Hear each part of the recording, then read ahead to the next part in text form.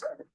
All right, good afternoon and welcome to the January 22nd workshop for the Board of Harbor Commissioners for Portland Harbor. Harbor Master, if you can please call the roll. Commissioner Carter. Here. Commissioner Von Vogt. Commissioner Wilson. Here. Commissioner Henshaw. Here. Commissioner Cummings.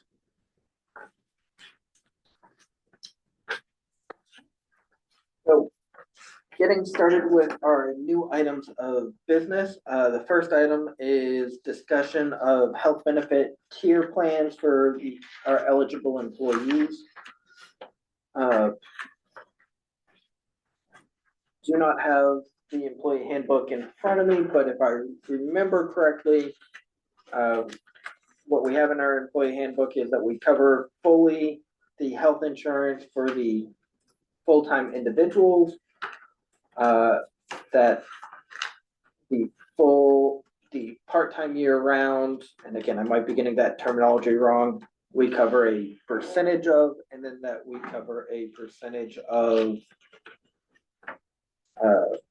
spouse and family. I do not remember what those percentages are, so I'm not going to try to guess at them off the top of my head. So, Paul, I don't know where you were working on this with Steve.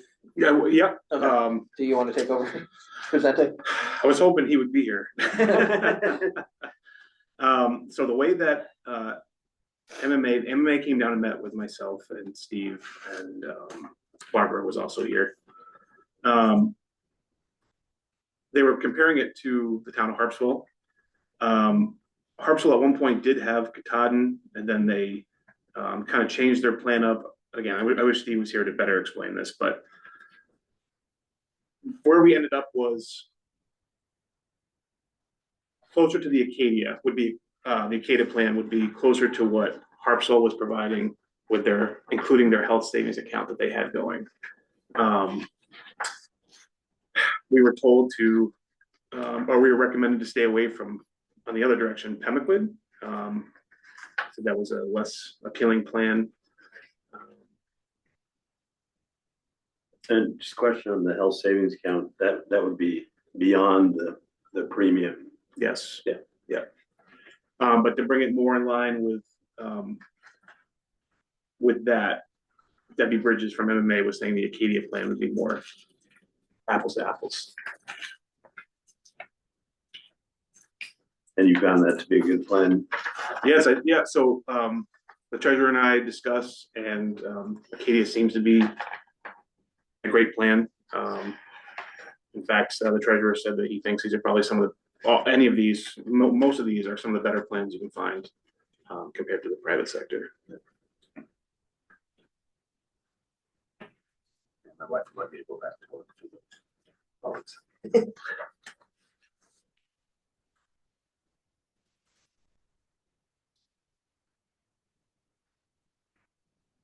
Okay, so you can choose up to 3, MMA said. And the reason they said that was if you take your part-time employees, you know, they may not want to pay a higher premium. They may want to have the, I think it was loose head. And again, I would confirm with the treasurer exactly what they landed on. But there was a tentative plan, I believe, between those MMA and the treasurer on what looked good for the board. okay. But yeah, it sounds like Acadia is what we're likely going with. Again, well, if we can follow up with, let me just pull up his email and see if he said anything in the email that. Did not see anything about insurance. I don't think I did either, but That was all budget.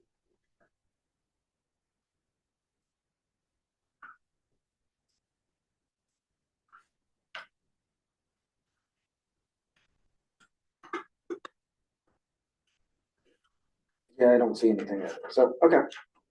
But yeah, I think going with that sounds like the Acadia plan's likely what we're going with for the full time. Again, I think that I think a lot of this conversation comes down to budget at the end of the day of Yeah, plugging it in, what does that look like, how it works in our budget. But otherwise, I don't have a whole lot of comments on the health insurance plan. and is that something we have to vote on the next meeting?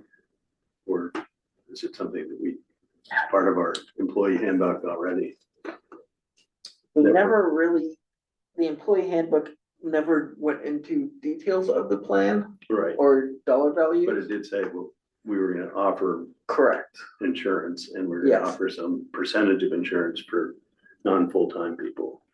Correct. So I think that likely what we would. I don't know what our deadline is for voting on this. I believe MMA was really pushing for the board to have a decision by your next meeting, in 2 weeks. And there was a timeline on that, but it was the timeline was only based on how soon the insurance could go into, Effect. right, which is, I believe, 2 or 3 months from now. So, So sooner rather than later, I guess, to roll it. Yeah. right, I would say. We can't vote tonight anyway, till it's a Right. workshop, so that's kind of a moot point. It's just a question whether we need to vote on it or whether. Again, I'm looking at the dollar values quickly. The difference between the different plans is roughly at the high end, like $250 a month, which times 12 should fall under what the treasurer could approve for a cost. Yeah. So I would say likely, because yes, we've all voted to say we're offering a plan. I think that I can coordinate with our treasurer and just see what we're talking about. We've Send out an delegated that, email. yeah. We've delegated that authority, is what you're basically saying. Right, Yeah. If it fits within his limits of spending. correct. Correct, And we 'cause- are gonna develop a new budget anyway, so it will obviously be part of that new budget. I do believe MMA did say there has to be a vote by the board. So, and she made it clear, city council, board. So at some point, and it's gonna be an annual thing, I believe she said. Right, in an annual thing, I think we're just behind the 8 ball right now is probably where we stand. Cause yeah, I think an annual vote's not an issue once we get the information. Probably the enrollment period. As part of the read. Right, if they're looking for the information now, probably December or January meeting, we vote on it and it's not a big deal. That So, might be sooner. It might be during when the employees have to re-enroll, that we have to make sure that we've agreed to yeah, continue offering it. So it might be October, because usually MMA's. So- yeah, I'll coordinate with the treasurer, see what our timeline is. We might need, depending on what it is, we might need to have just a special meeting just to come in and vote on it, but. I'll coordinate with him and see what that looks like.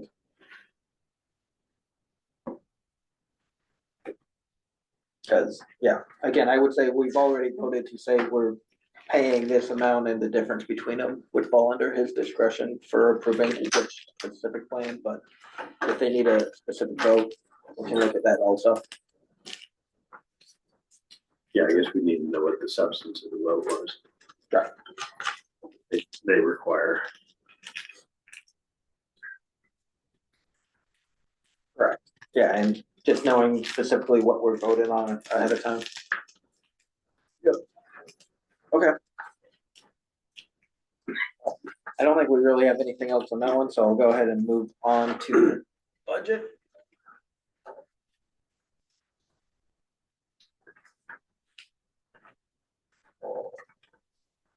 Based on what Steve put in his email, it sounds like he's gonna look for Paul and Barbara to build a budget that he can review or even help prepare. And it would be based on whatever the previous year's budget was as a starting point. That makes sense. Yeah, I would agree, and again, just looking at the profit and loss.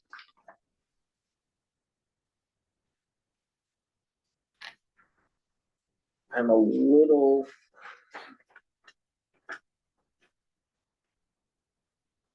Confused at how we had so much net income this year. I feel like that's.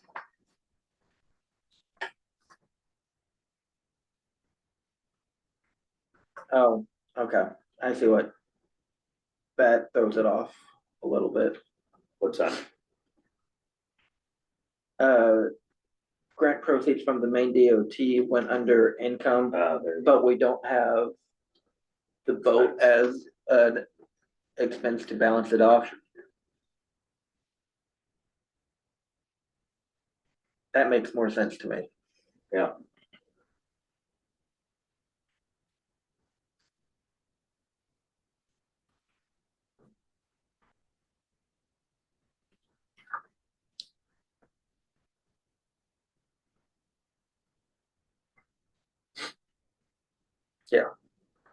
So I would say, again, I am all for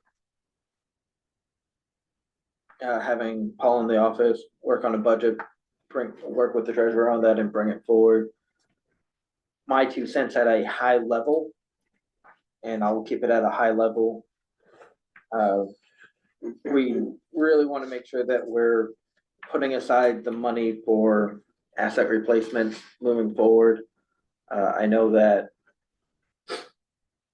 as much as our net operating income looks really high right now, I know that we operate sort of the last 4 months without any income coming in. So I think that I'll probably end up dropping lower. Making sure that we're putting aside money for the asset replacements. And I would be challenging to say, looking at not doing any large increases to sort of our appropriations, mooring fees, slip fees.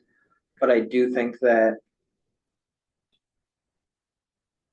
ideally we would be doing pick sort of the economic version that makes a level of sense and increase everything across the board by whatever the cost of living increase was, 3.5 for whatever it was for last year. That way, as much as it's small incremental increases for everyone, in theory, that would help us keep up with the time so that we don't need to do larger increases in the future. And it should hopefully be more incremental, keeping up with the times rather than doing a catch-up one later. I mean, on the expense side, No, I'm saying on the income. So like our mooring fees right now, I'm doing it just with numbers for easy math. If it's $100 and cost of living went up by $4, increase it to 104, or went up by 4%, increase it to 104. That way, yes, it's a small increase for everybody, but it's keeping with the cost of living. And then in theory, we don't have to 3-4 years down the line do a 20% increase to catch back up. That's my 2 cents. Again, welcome other people's. and I know, sorry, permit fees are not happening this year so far. I don't think that's completely unexpected. Mostly because we have the dredge and a lot of what I would assume people have for construction budget is going into the cleaning of the Right. dredge material. Well, and also that is the construction that many of them are doing, Right. that they would otherwise have to permit. Right. So I agree that throws off our budgeting a little bit, but I don't think that's unexpected.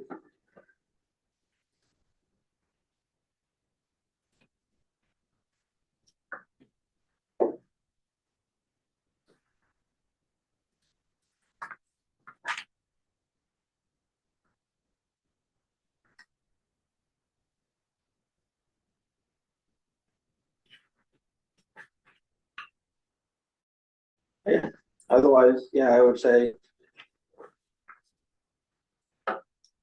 Yeah, I'm happy for the office to work with the treasurer on the budget, present it. I would just keep in mind. I believe we need to vote on it the first week, the meeting in March. So that gives us one workshop between now and that vote to really discuss and lay out the budget. And I believe it has to be that week so that I can get into the city's budget up on time and appropriately.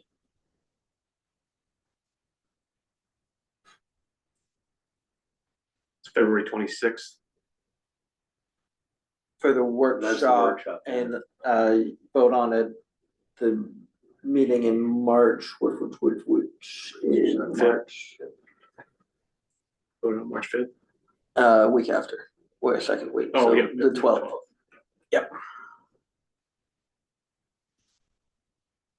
Yeah, 'cause I know South Poland does their big stuff the first Saturday of April.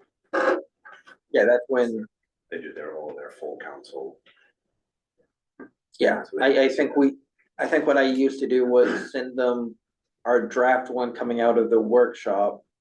And then say that we'll have a finalized one with a vote this date so they can start plugging us in. Yeah. Cause yeah, I think South Portland School Board just started their budget conversations this month also to plug in at the same time that we are. Yeah, mine was all done by now, and then we started doing the city manager meetings in Yeah. January. I had to enter everything in before the first of the year. Takes forever.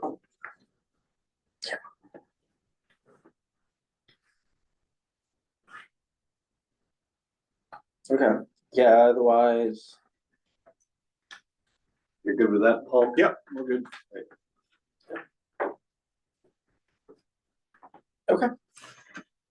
and moving on to the next item, update from the Rules and Regulatory, or Rules and Regulation Committee. I don't really have a ton of an update. We're still, I guess we don't have an official version of the rules and regulations. The last week or so, I've been working off one that I feel is the most updated. It says it was done in, I think it was February 2020, but there's a whole number of other copies in there that have different dates on the actual SharePoint. So, I mean, that just could mean somebody went in there, opened it, made a change. It doesn't mean it's officially edited. And you said you did not, we're not able to find or we're not comfortable with what you found on the website or something. There's, I'd love to meet with you guys just to go over a few things that I think would. It's contradictory. Yeah. So I think probably, I mean, I guess we're just gonna have to take one version and call it the official Bible version that we're gonna go with, and we'll edit it, and when it gets approved, that will become the newest. Yeah, I think that's the play here is. I think the website is, for better or worse, what the public believes our official version is, whether it's 100% accurate or not. Cannot necessarily 100% speak to, but I would say we pick a version, we edit it, and then as soon as we have one, we vote on it, and then that becomes. Yeah, that becomes the. It replaces everything else and nothing else matters. So kind of from there, I mean, I've read through most of them. I didn't, read them in depth, but I've looked over them the last couple of days.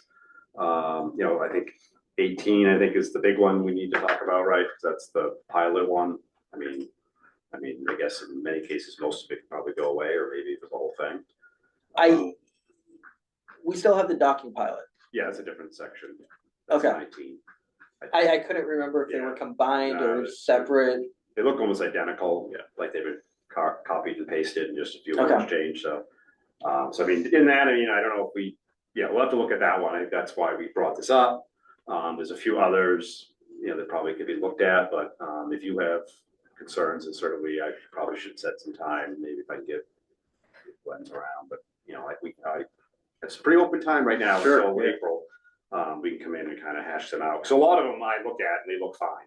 You know, I don't know the daily operations, you know, I don't know what I'm looking for, you know, nothing's jumping out at me. You know, the drug testing policy one caught my attention. I'm not sure why we have that. But that's something we can talk about too. I don't know what we license. The pilots. Yeah, The docking pilot. yeah, they're Coast Guard license, aren't they? Yeah. So we're almost already, we're just double. Right, and again, don't get me wrong, that one definitely. We ran that by the legal team and need some legal review as well. Okay. So I think that this is one of those that. Isn't gonna be a quick process, but I'd say if you start to have a version. That you are comfortable sharing, share, cause. Yeah. It'll take a while for people to read through it. I know. There's a bunch of later sections that seemed really useless in my looking through it. Like, yeah, like the duties of the employees of the office, like Rule 20 Yeah. seemed completely useless to me.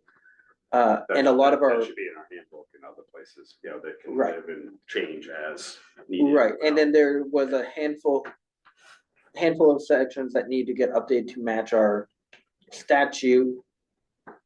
And our whole meeting section, I think, needed a pretty sizable overhaul. And that's good information. Like I said, I might, you know, be looking for, say, all right, here's a section, you know, what needs to be fixed. You know, Right, You redline this one. Right, so yeah, I would say, as much as you guys are kind of taking the lead on it, if you want to, and I will volunteer myself and regret it horribly later, that if there are sections that you want additional input on or something, feel free to reach out to. I'll only throw myself under the bus, feel free to reach out to me, and I'm happy to take a look through, and again, I'd say as soon as you have something.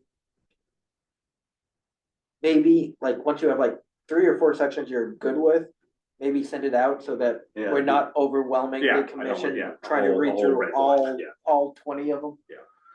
No, I think we go probably section by section, and then certainly if you see something that, you know needs to be adjusted, you'll have to let me know, because I may not see that, you know, I may not be familiar enough to know that that's, you know, Right, and again, there's, that this is a problem, you know, there's an issue here. and again, I think the biggest problem that we have right now is the contradiction with our statute. So I think if we can, at minimum, deal with those issues, some of the other operational issues, I think would be great to address. But I don't think they're necessarily deal breakers. Like our meeting section, I would like a little bit more definition and understanding of the differences between our meetings, because I think it refers to like 4 different meetings, and we really only have like 3. But I don't think that's too much of a deal breaker right now. So that's kind of where we're at, you know, I'll probably grab that one version and I'll call that the good one. And probably some of it from a formatting, editorial was a little bit weird, and I'm gonna probably fix some formatting before I start the red line editing portion of it, just because it's not, Yeah. it doesn't read well. The way it's adjusted and lined up, but other than that, and then I'll hook up with you at some point to get a game plan of what do you think, you know, I said, like, the big one I probably look at is 18, you know, getting rid of, you know, reading that one in depth and kind of throwing out some suggestions about whether we even need it or not. I'm not as familiar with what we used to do with them and what we may still do with them, or if we washed our hands with the pilots. Essentially, I think statute wise, do we keep a paragraph in there that just says, you know, and again, some of this, explains why we don't have it anymore? I'm You gonna might pause- need to keep them until they are no longer 100% under our rule, because they're still expected to follow our rules for a certain amount of months. No, the main pilotage commission is supposed to adopt our rules and have those in place. No one is supposed to be following our rules at this point anymore. Right, but they're supposed to have access to our rules for those certain amount of months. That is By what the they time were we do governed our under. rule update, they're supposed to have already adopted it, so our rules shouldn't have Like any 6 impact. months or something. Right. Yeah, After it got it was passed. 6 months. I think, to be honest, I So- think they had to adopt it faster than, Yeah. because we had 6 months to change ours. I think they had less that they had to adopt it prior. So us keeping it, we shouldn't slow anything down for that. And again, I think that technically the way the rule was worded is we have to start our rulemaking process prior to the 6 months, not have it completed by then. But I'll double check the law and statute. And yeah, because again, I think that, again, going back to as you get sections done, Yeah. we'll send them off to legal counsel as well to get Do their final. a read through and final opinions. Yep. That's all we're doing on that. Perfect. Okay. I'll go ahead and move on to Harbor Master's report. Would the board want to hear an update, dredge update? Sure. Hattie, do you want to chime in if you're still there? Yeah, so the dredge is actually happening most of the time. We have had a lot of schedule changes and we're about to get another revision on the schedule probably within the next 24 hours. I actually met with John Toohey from Proc this morning and we sat down and just looked at what actually is feasible versus what they've been just predicting because they just kind of went through and made the schedule based off of what was listed in whatever order was listed. And we actually discussed what was possible with what things needed to move where and what moving parts happen in the harbor. So we had a really good meeting on that and we'll have a really much more clean put together schedule coming through within the next 24 to 48 hours, hopefully. Everything is actually moving pretty cohesively at this point when the dredge is working, and the second dredge is expected to be here Saturday, and it's expected to be up and running as soon as the ship leaves IMT on Sunday. They'll start over there and they'll go from there to Main State Pier. And we'll have two dredges running in the harbor at the same time. Isn't that exciting? Any other questions? Thanks, Hattie.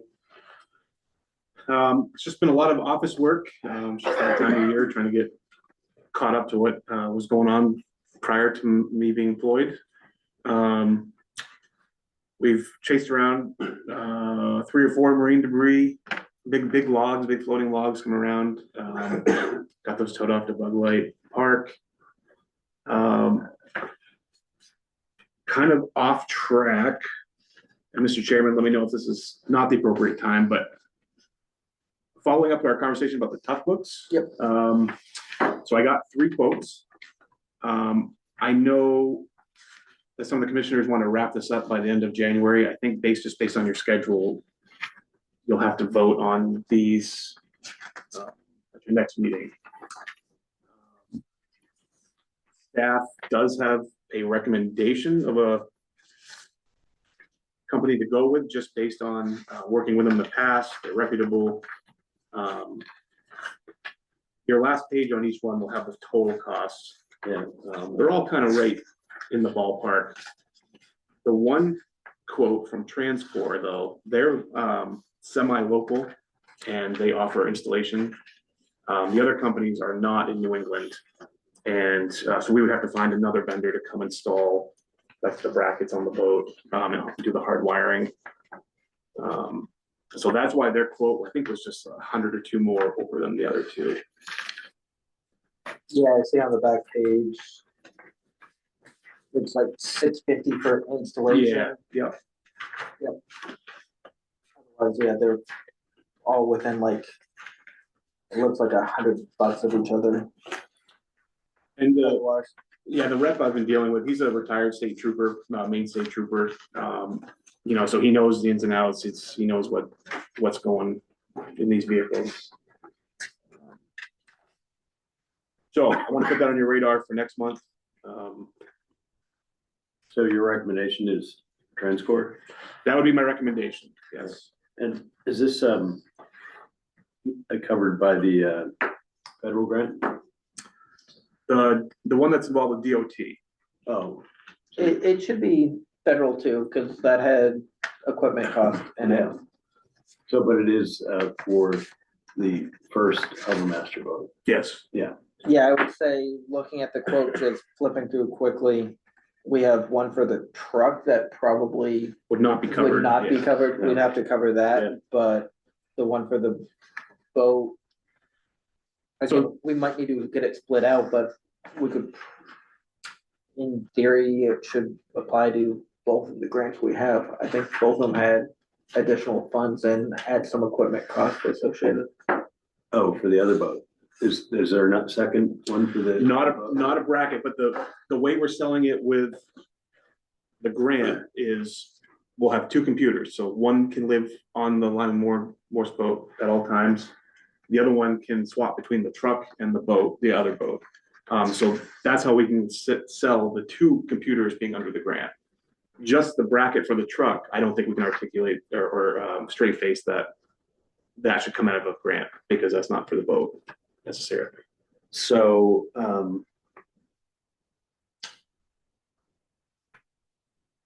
I am going to recommend. we're gonna have to break it out, if we wanna get DOJ to pick up part of this.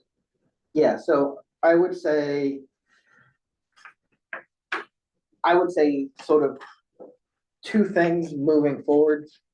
I have no issues moving forward with the Transcore quote for voting at the next meeting on February.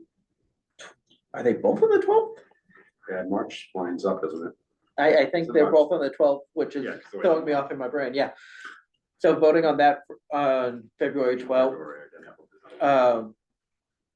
I think that's fine. I think going with Transcore, even though they're slightly more than the other ones, because they will give us the installation support, I think it's worth it. Yeah.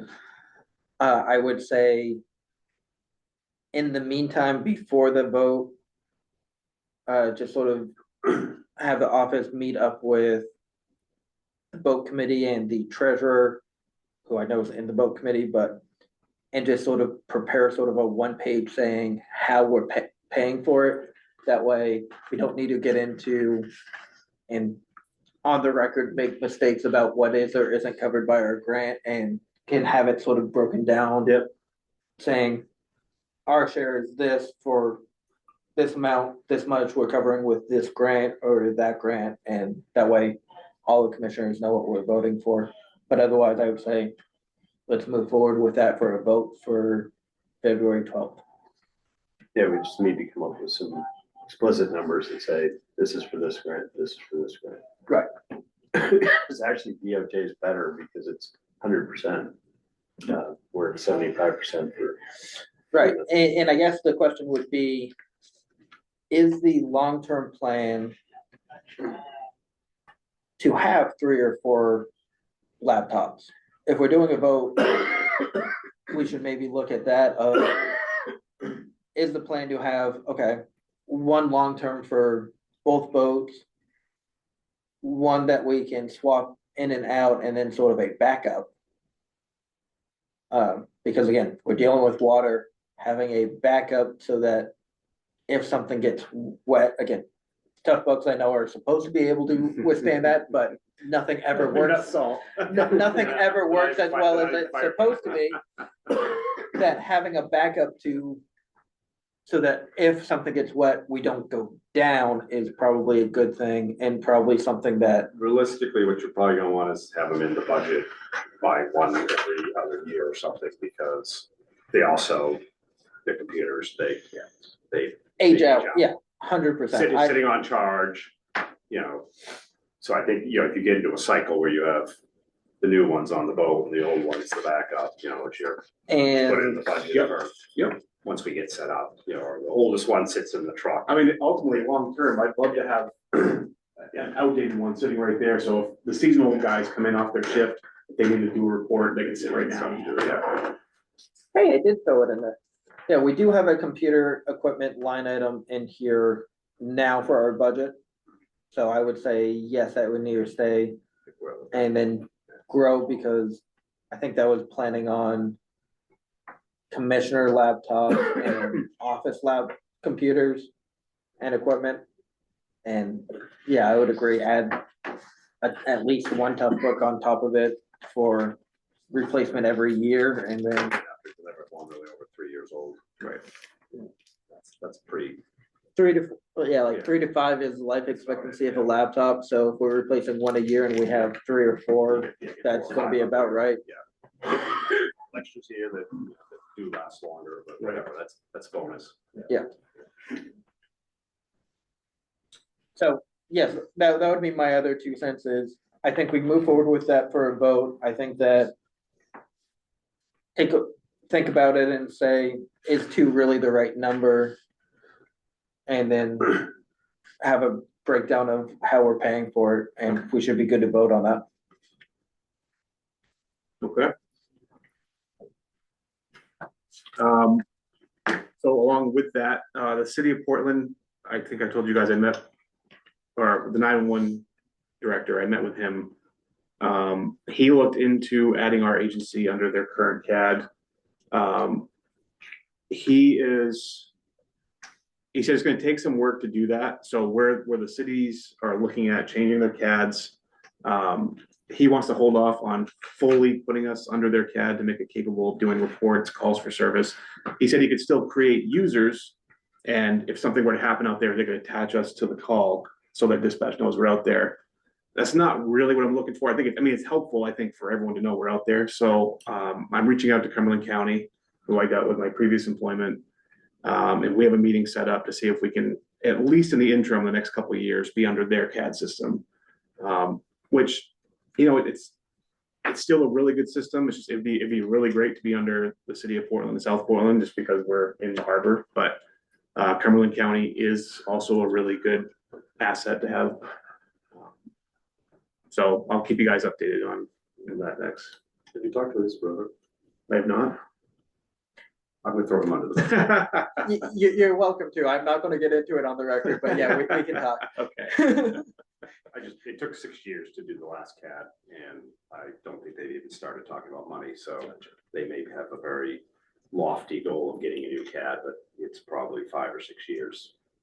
What a ways. Yeah, knowing how long it took the last time, and that was about as expedited as Portland would go, so.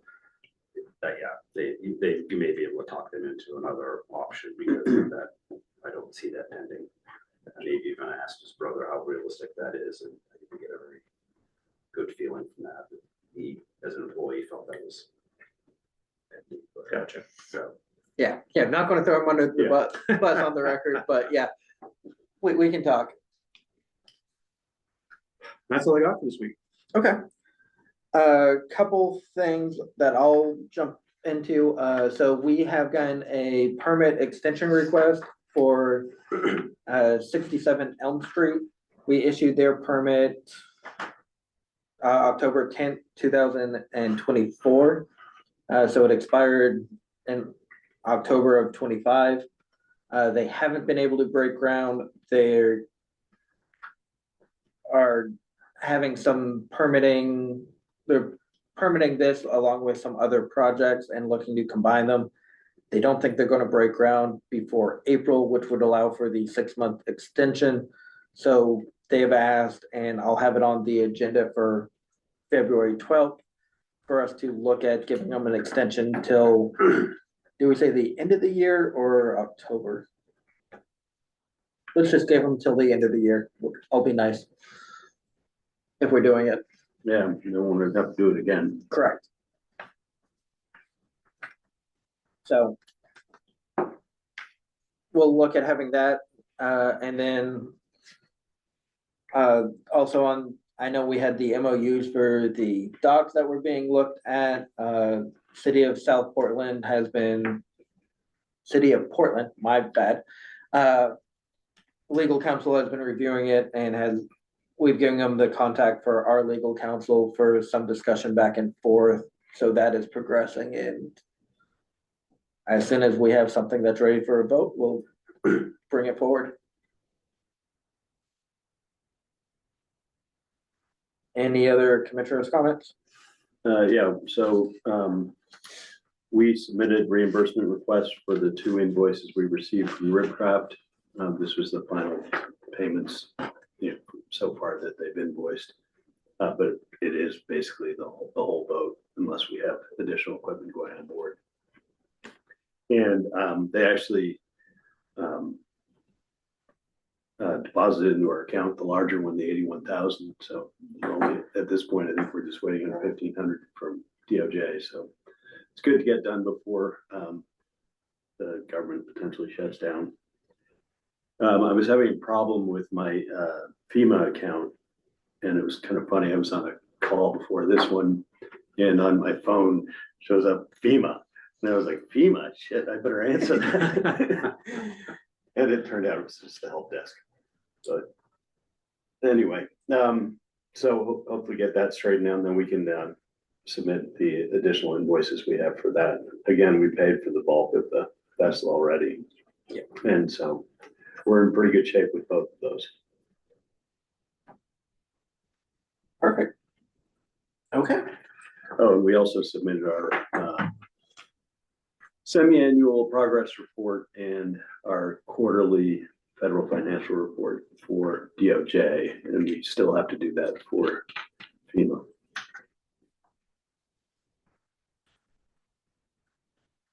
Okay. Seeing that's all the commissioners' comments, I'll go ahead and adjourn us, and thanks everyone for coming.